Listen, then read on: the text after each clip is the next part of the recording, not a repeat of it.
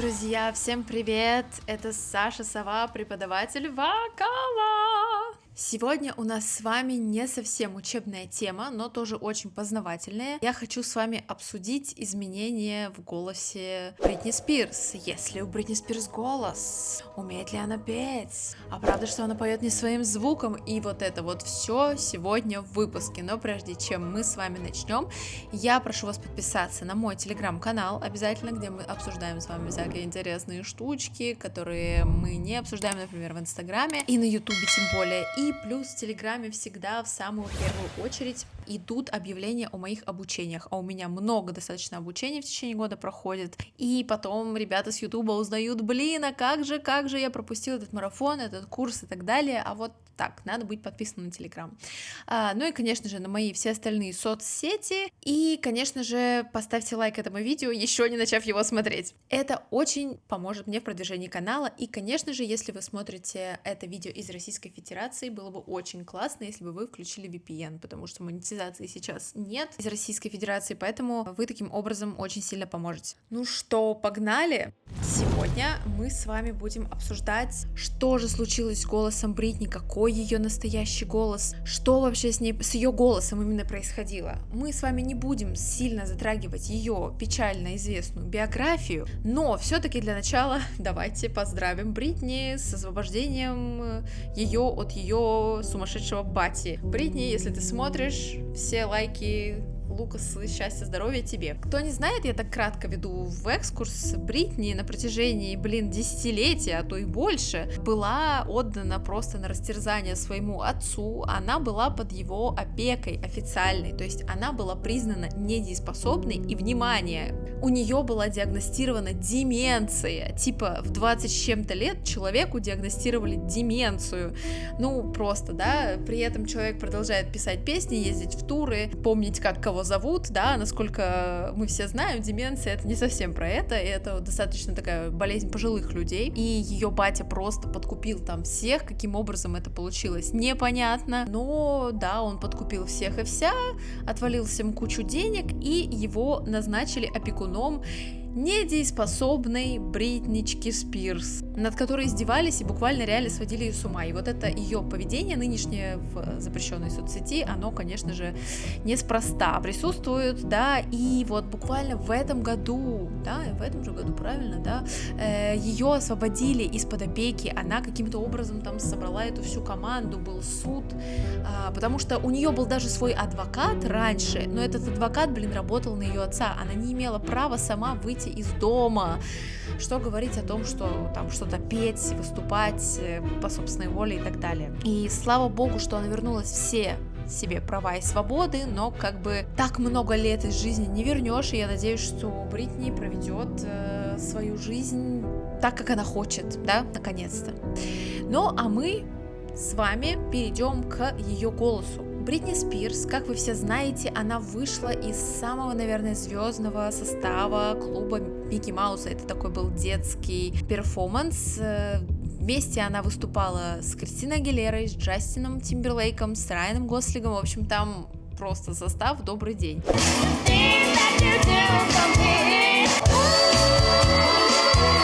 И этот состав, он, собственно, до сих пор звездный, и практически все, кто там был, ну, не все, конечно, но добрая часть тех, кто там был детьми, выступал, все стали звездами, да, вот я уже перечислила: Кристиночка Агилера, Джастин Тимберлейкович и все такое. И я думаю, что многие из вас видели вот эти вот детские видео Бритни.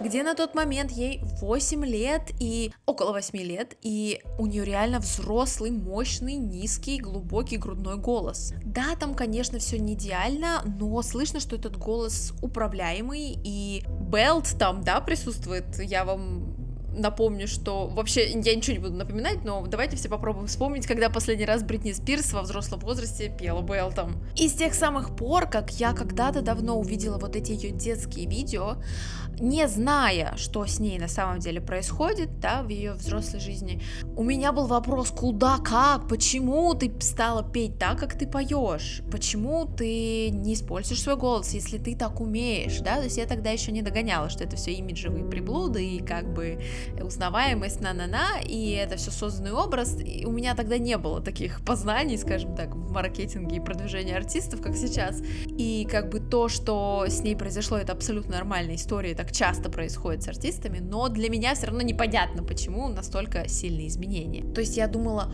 ну мутация может быть, да, мутировал как-то, но нет, у девочек мутация происходит не настолько глобально, да, как у парней, поэтому как бы для меня все равно это было вообще непонятно. Всегда рядом с Бритни была Кристина Агилера где-то фоном. Не в плане, что она какая-то серенькая, что она ходит фоном, нет, а всегда, когда мы перечисляем артистов эпохи, мы говорим Бритни Спирс, Кристина Агилера, Джастин Тимберлейк, и вот это вот все мы перечисляем в таком порядке примерно. И заметьте, что у Бритни и у Кристины в детстве были довольно похожие тембры.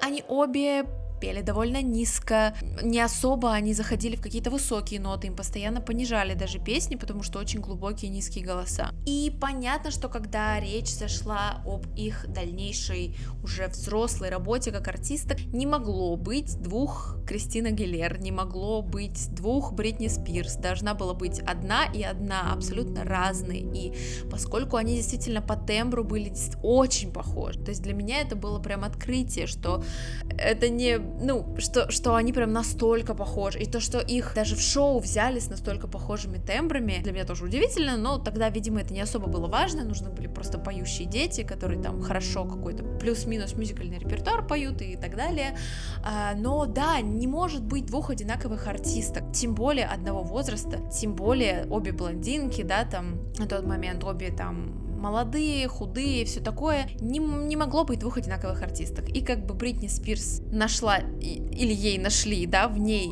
открыли вот такой тембр, а Кристина Агилера пошла там, где была, в общем-то, да, хотя, к слову говоря, Кристина Агилера тоже не сразу сформировала тембр, который она имеет, вот этот с рэтлами, вот это вот все, что мы с вами можем пародировать, очень замечательно, это все не сразу у нее появилось, и вначале Кристина больше немножечко пыталась, не то что пыталась походить на Уитни, но если сравнить вот самые-самые ранние работы медляков, каких-то баллад Кристины Агилеры, можно заметить очень сильную схожесть тембров между Уитни Хьюстон и Кристиной Агилерой. И не было еще никаких рыков, рэтлов, драйвов и прочее, просто чистый голос Кристины Агилеры. Если вот так вот закрыть глаза и не знать, кто поет, реально будет полное ощущение, что скорее какая-то юная Уитни Хьюстон, да, поет. Ну, то есть получается, что Кристина Агилера плюс-минус осталась в каком-то своем натуральном звучании, да, а Бритни все-таки была полностью переделана, полностью переформирована, и даже здесь, вот уже на этом этапе, да, происходит какое-то изменение такое.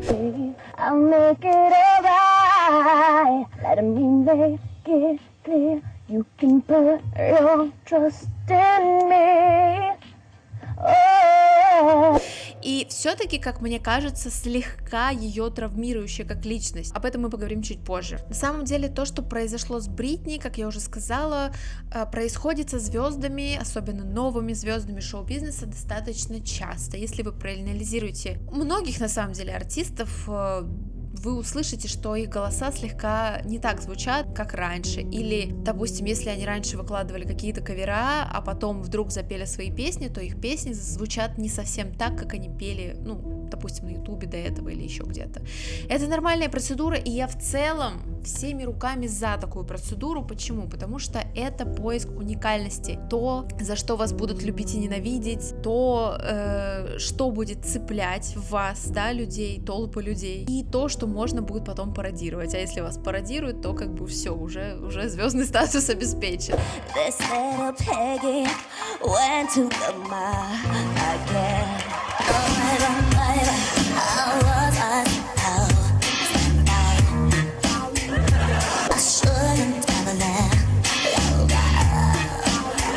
Бритни даже в одном из своих интервью озвучила, что это как бы не совсем мой настоящий голос. Do you like your voice? Do I like my voice? I'll be completely honest. I think my voice is okay. I like the feeling that I get when I sing. It's not so much my voice. It's a state that I go in when I sing that I really like. But I would love to have a voice like Christina. Words can't bring me down. I would love to have a voice like Whitney Houston. Но она нормально к нему относится, она говорит, что она нормально к нему относится, но хотелось бы ей, конечно, петь как Кристина Агилера или Уитни. Она именно этих двух девушек приводит в пример. То есть Кристина Агилера со своим вот сидела у нее, зудела постоянно в голове и такая, блин, брось, я тоже так хочу. Да, и на самом деле то, что у Бритни тембр сделан, и вот эти вот все baby, how was it? Что, да, как мы любую песню Бритни Спирс, любого человека спроси, спой песню Бритни Спирс, все начнут петь Oops, I Did It Again. В ее выступлениях периодически слышно, реально очень часто слышно в ее живых выступлениях, когда она вырубает свое вот это oh, baby, how was this? Вот это вот все. It's not that I don't wanna stay, but every time you come too close, I move away.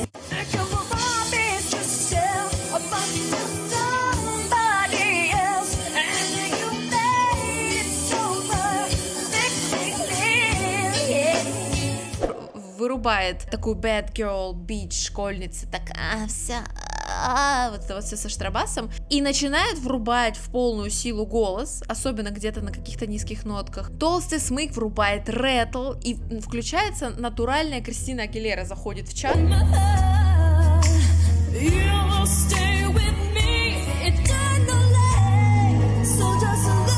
Это мое любимое выражение, когда ученики начинают немножечко поджимать гортани, и такая, что это такое у нас здесь? И я просто иногда смотрю эти видео, такая, мазафака, это что такое? Это что, серьезно? Вот ты это сейчас сделала? И вы можете реально вот в эти моменты услышать, насколько до сих пор у них похожи тембры. Можно услышать также, что когда Бритни поет вживую своим вот этим сделанным тембром, да, таким штрабасно-фальцетным, она вживую не всегда им хорошо могла прям управлять, потому что, ну, это не самая удобная такая узенькая зажатая позиция, не всегда удобно в ней как-то перемещаться по нотам и так далее, и она, когда, например, в песне Every Time вот сидит, поет, и у нее прямо вот проваливается по звучанию этот фальцет, то есть хочется как-то, что даже если ты поешь фальцетом или тонким смыком, чтобы это звучало немножечко, ну вот как-то поплотнее. Notice me. Take my hand. Да, а это звучит прям, ну так, ну прям не очень. И вот в такой вот позиции не побелтишь, да, особо все будет очень так. Фигура вокальная сама очень слабая и подзажатая, как я сказала. Но я могу сказать, что мне тембр Бритни, такой, который мы все знаем, он мне нравится, он уникальный. Я думаю, что он многим вам нравится. И нельзя назвать Бритни безголосой певицей ни в коем случае. В американской индустрии вот этой развлечений, интертеймента, я не помню прям супер плохо поющих певиц. Ну, наверное, может быть, там, ну, Бритни окей, потому что она пела не своим звуком. Селена Гомес тоже не очень хорошо поет, но прям, чтобы вот прям супер плохо поющих людей я там не помню. Даже, блин, тиктокерша Белла Порч поет очень даже неплохо. Oh, she cried, an angel cried. клипы у нее так вообще топ, супер там гениальные какие-то фильмы вместо клипов, и, ну, блин, качество супер. То есть всегда в американской эстраде есть какое-то плюс-минус владение голосом, даже если этот уровень не Кристина Агилера и, допустим, там не Бейонсе, всегда есть хорошее управление звуком в любом случае. Ну, а если певец там где-то факапится, то его просто отправляют там к преподавателю по вокалу, и он там немножечко тренирует выносливость, все такое, там Тейлор Свифт даже, да, она тоже там сначала так себе, Лана Дель Рей тоже что-то как-то так себе, а потом хоп, распелись, как бы все окей. Собственно, да, Бритни все чаще начинает быть замеченной в фанере.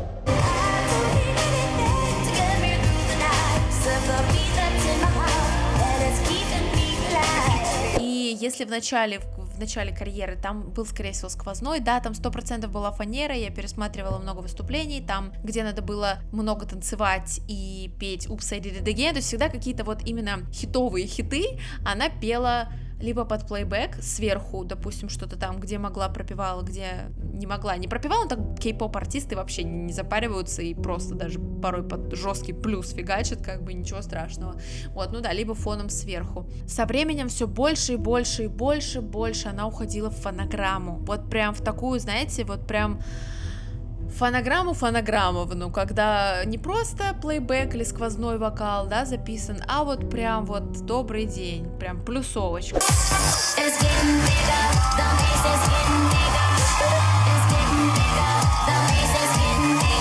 Но теперь-то мы понимаем, с чем это связано. Я еще, когда вот в школе, в институте училась, я такая думаю, блин, да чё ж так паршиво-то она выступает. Там вот с Рианной у них какие-то были, с Джей-Зи какие-то странные выступления, что-то типа вот прям смотришь, и, типа, что я сейчас посмотрел, да, вроде Бритни, вроде икона, а такое качество отвратительное живого выступления, прям фанера, микрофон вот здесь, Бритни как-то в трусах тут, и вообще все очень странно, и выглядит это как-то кринжово, то есть когда Бритни выходила на сцену, она в последнее время очень плохо двигалась, как будто у нее, не знаю, сломана спина, как будто она не может двигать как-то поясницей.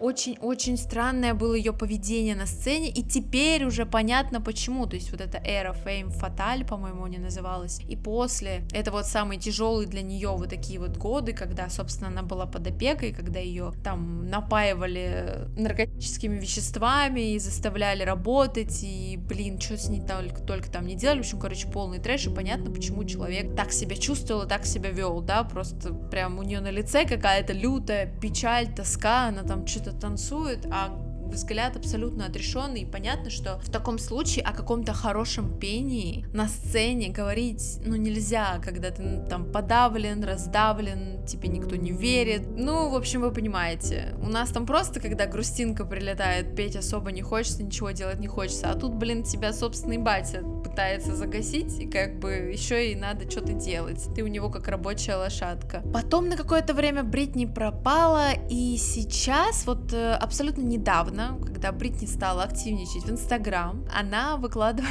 очень забавные видео, помимо своих танцев, которые, кстати говоря, даже, можно сказать, подняли волну протестов. Вы представляете, волна протестов за жизнь Бритни, Фри Бритни, вот это вот все. Я хотела даже себе такую футболку найти, Фри Бритни, но не нашла. Бритни стала выкладывать свое пение в Инстаграм. Я приложу вам несколько видео, посмотрите, пожалуйста.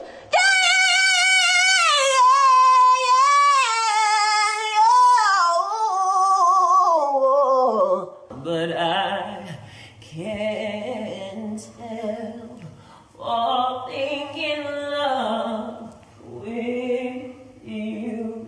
Она, конечно, поет, ну, нестабильно, да, местами где-то что-то срывается, но послушайте, какой ее настоящий глубокий тембр. Единственное, что есть, конечно, подозрение, что с этим тембром тот репертуар, который она пела, вот, типа, который она пела, конечно, никуда не сходится, этот репертуар с ее тембром. Вот есть видео, где она пытается петь свою песню своим тембром, а не тем, который придуманный. Oh, baby, baby, how was I supposed to know that something wasn't right here? Oh, baby, baby, I shouldn't have let you go.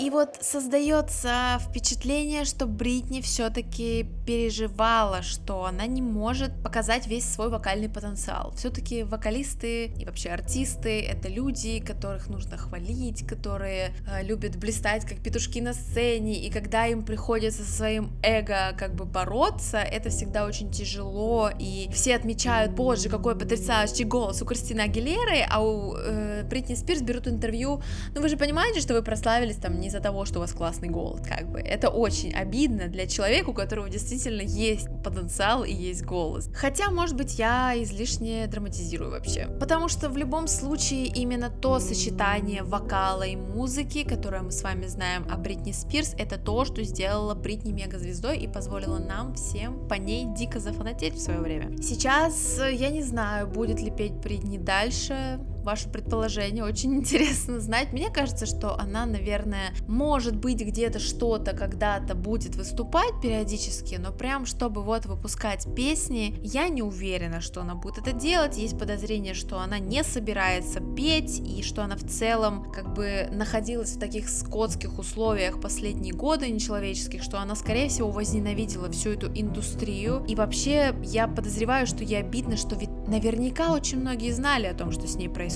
и с которыми она дружила. Возможно, она сигналила как-то им о том, что что-то происходит, ну, вероятно, да, за столько-то лет. Но как-то все молчали, никто ничего не говорил, замалчивал, может быть, думали, что ну реально там что-то Бритни поехала, может быть, конкуренция какая-то работала так на людей, что они молчали. Я думаю, что даже на ту же Кристину Агилеру она периодически до сих пор агрится, при том, что вроде как они там типа подружки, натянутые, конечно, такие они подружки, но то она периодически наезжает на Кристину Агилеру за то, что она якобы толстая. Типа Бритни недавно написала в Инстаграме, что типа ну вот если бы мне так можно было тоже там набирать себе танцоров жирнее себя, я бы казалась там типа худее, на-на-на. Ну то есть Бритни всегда очень переживала тоже из-за фигуры своей, не только из-за голоса, и мы знаем, как индустрия развлечений прессует актрис, актеров, певцов, певиц, чтобы они за собой следили, ну как бы это все понятно, это неизбежная история, и сейчас времена, конечно, поменялись, сейчас люди уже, ну, по крайней мере в Америке, да, уже больше позволительно в плане фигуры и внешности, уже меньше тебя, все еще много, но меньше тебя будут хейтить за какой-то лишний вес. Кристина Агилера свой хейт уже последние лет 10 на эту тему просто отхватывает каждый день, но и Бритни, собственно, присоединилась к этим хейтерам, бодишеймерам, которые захейтили Кристиночку Агилеру. Ну, в общем, короче, у Бритни, мне кажется, обида просто на весь мир, что наверняка она трезвонила о своей проблеме, наверняка она как-то пыталась дать знать, но никто на нее внимания не обращал, и вот, наконец-то, она в этом году освободилась, и надеюсь, что она проживет эту жизнь прекрасно, и рада, что ей удалось отстоять свои права, что все в ее пользу сработало, очень круто. Мы, как фанаты, конечно же, хотим музыки, но нужно дать Бритни делать, что она хочет, не будем ее ничего заставлять. Значит, мы с вами подводим такой итог, что Бритни, образ Бритни Спирс, это такой собирательный образ, созданный образ, это образ артиста, это не настоящий человек Бритни Спирс, не настоящий голос Бритни Спирс, и вся вот эта феерия волшебства, которая была перед нами представлена, что вот такая милая девочка, сладкая, с классной улыбкой и миленьким голосом, на самом деле низкоголосая, белтовая женщина, у которой просто прожженная жизнь, которая просто прожила жизнь, мазафака, как я не знаю кто, у которой куча проблем, да, и в том числе и с голосом, с жизнью вообще всем, да, видите, как все на самом деле может быть не так красиво, как нам показывают.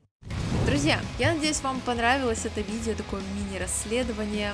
Надеюсь, вам понравились все вставочки, которые я для вас подготовила. Пожалуйста, напишите в комментариях, что вы думаете по этому поводу, каких еще артистов, может быть, вы знаете, у которых 100% имидж и голос сделан. Я, кстати, знаю еще несколько.